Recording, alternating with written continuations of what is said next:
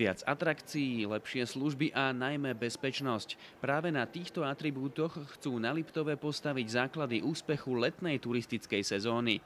Množstvo dovolenkárov totiž po nepokojoch vo viacerých krajinách zvažuje cieľovú destináciu a stále častejšie sa začína skloňovať aj krajina pod Tatrami. A to Slovensko je naozaj také pokojné a kľudné miesto na trávenie oddychu a aktívneho cestovného ruchu. Počet bezpečných miest na našej planéte postupne klesá. Bez dostatočných opatrení však z tohto zoznamu môže zmiznúť aj naša krajina. Poznám ľudské bytosti, ktoré si myslia, to sa predsa nemôže stať nám. Tu na Slovensku nejaké nešťastie? Nikdy. Áno, každý vie, čo robiť. No len dovtedy, kým sa niečo stane. Mali by sme preto vyťažiť z toho, že sme tak povediac v závetrí a turistom dať to najlepšie.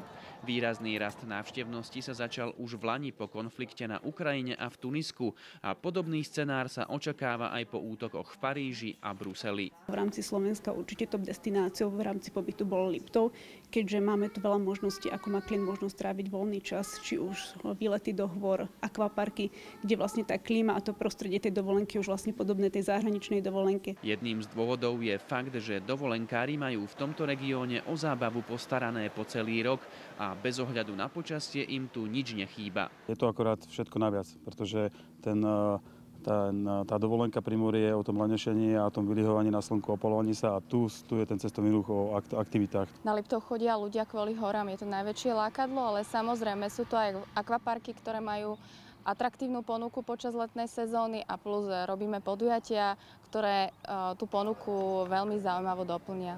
Dôležité je najskôr zaujať, potom presvedčiť a napokon udržať kvalitu.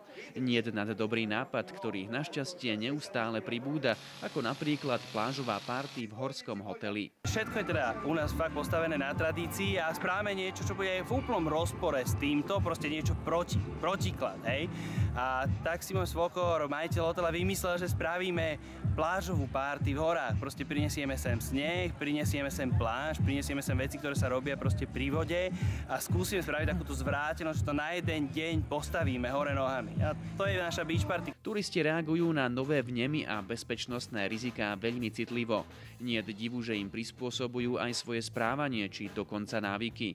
Kým dosiaľ bol takmer zákon ísť aspoň raz ročne k moru a na návštevu Slovenska postačil aj predĺžený víkend, zrazu je všetko inak. Klienti postupne menia svoje destinácie dovolenkové a to znamená, že preferujú európske destinácie, no a v rámci európskych destinácií aj Slovensko. Pozitívne je, že postupne sa predĺžuje aj počet nocí strávených v regióne, čo by mohol byť zárodok ďalšej úspešnej sezóny pre tunajších hotelierov.